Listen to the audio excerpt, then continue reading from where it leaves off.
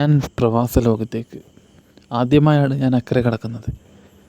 അറ്റം കാണാത്ത അറബിക്കടൽ പോലെയാണ് ഓരോ പ്രവാസിയുടെ മനസ്സിനും കെട്ടടങ്ങാത്ത വേദനയുടെ കെട്ടുകൾ ഒരുപാടുണ്ട്. വശതയോടുകൂടി അവർ റൂമിലേക്ക് ജോലി തിരക്കുകളെല്ലാം കഴിഞ്ഞ് കട്ടിലിലേക്ക് കിടക്കുമ്പോൾ, കണ്ണടച്ച് കിടക്കുമ്പോഴാണ് അവർ അവരുടെ ഗ്രാമത്തെക്കുറിച്ച് ഓർക്കുക.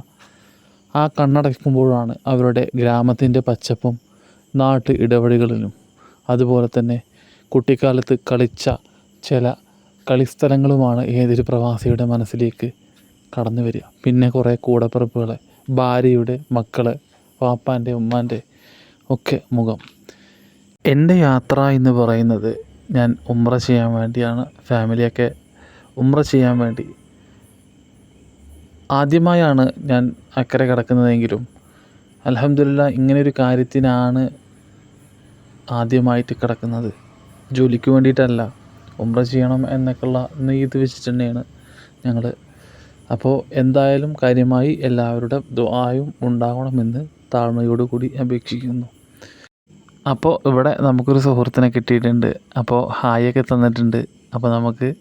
അപ്പോൾ എന്തായാലും ഇങ്ങനെയുള്ള പുതിയ ബന്ധങ്ങളൊക്കെ നല്ലതാണ്. അപ്പോൾ നമ്മളെവിടെ പോയാലും നമ്മൾ ആളുകളായിട്ടൊക്കെ നന്നായിട്ട് ഇടപഴകുക. അപ്പോൾ എന്തായാലും ഇവിടെ അറബികൾ ഭക്ഷണം കഴിക്കുന്ന ഒരു കാഴ്ചയാണ് നിങ്ങൾ കാണുന്നത് കേട്ടോ. അപ്പോൾ എന്തായാലും ഇങ്ങനെ ആദ്യമായിട്ട് ഫ്ലൈറ്റിൽ നമ്മൾ കയറുമ്പോൾ ഉണ്ടാകുന്നൊരു ഭയം ഇപ്പോഴും ഉള്ളിലിങ്ങനെ അലട്ടിക്കൊണ്ടിരിക്കുകയാണ്. അപ്പോൾ നമ്മൾ ആദ്യമായിട്ടൊരു സംഗതിയിലേക്ക് കടക്കുമ്പോൾ, ഒരു ഫ്ലൈറ്റിലൊക്കെ കയറുമ്പോൾ ഉണ്ടാകുന്ന ഒരു ഭയം, അതിപ്പോൾ ശീലമായവർക്ക് പ്രശ്നമൊന്നും ഉണ്ടാവില്ല. പക്ഷേ നമ്മളെപ്പോലെയുള്ള സാധാരണക്കാർക്ക് ഈ സാധാ ട്രെയിനിലും അതുപോലെ തന്നെ ഫോർ വീലർ വാഹനം കാറിലൊക്കെ കയറുന്ന പോലെ അല്ലല്ലോ ഫ്ലൈറ്റിൽ. അപ്പോൾ എന്തായാലും നമ്മൾ ഫ്ലൈറ്റിലേക്ക് എത്തിപ്പെട്ടിട്ടുണ്ട്. നമസ്തേ പറയുന്നുണ്ട്. ഇതാണ് ഫ്ലൈറ്റിൻ്റെ ഉള്ളിൽ. നല്ല ഒറ്റ നോട്ടത്തിൽ പറഞ്ഞാൽ നമുക്ക് ഈ ഫ്ലൈറ്റിൽ നിന്ന് ഇറങ്ങാൻ തോന്നില്ല. കാരണം എന്താണെന്ന് വെച്ച് കഴിഞ്ഞാൽ അതിൻ്റെ ഒരു ഭംഗിയും വൃത്തിയും ചിട്ടയും കണ്ടില്ലേ നിങ്ങൾ? അതിൻ്റെയൊക്കെ അടിയിൽ നോക്കുകയാണെന്നുണ്ടെങ്കിൽ, ആ മാറ്റ് വിരിച്ച ഭാഗത്തൊക്കെ നമ്മൾ നോക്കുകയാണെന്നുണ്ടെങ്കിൽ ഒരു തരി വേസ്റ്റോ അതുപോലെ തന്നെ കടലാസ് കഷ്ണമോ ഭക്ഷണത്തിൻ്റെ വേസ്റ്റോ ഒന്നും കാണാൻ കഴിയില്ല.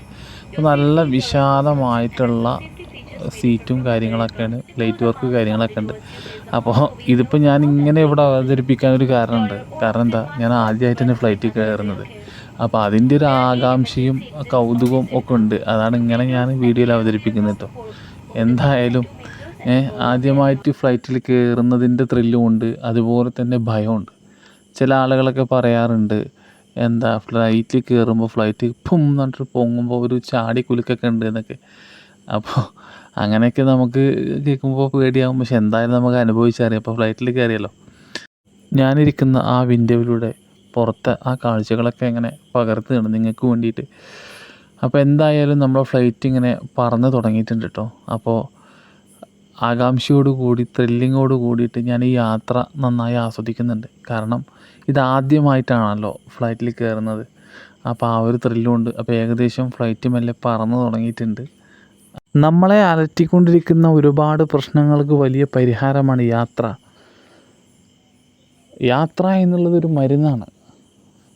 യാത്ര എന്നുള്ളത് നമ്മളുടെ മൈൻഡ് റീസെറ്റ് ചെയ്യാൻ അത് ഉപകരിക്കുമെന്നുള്ള കാര്യത്തിൽ തീർച്ചയാണ്. നമ്മളുടെ മനസ്സിൽ ഒരുപാട് അലട്ടുന്ന ചിന്തകളുണ്ടാവാം.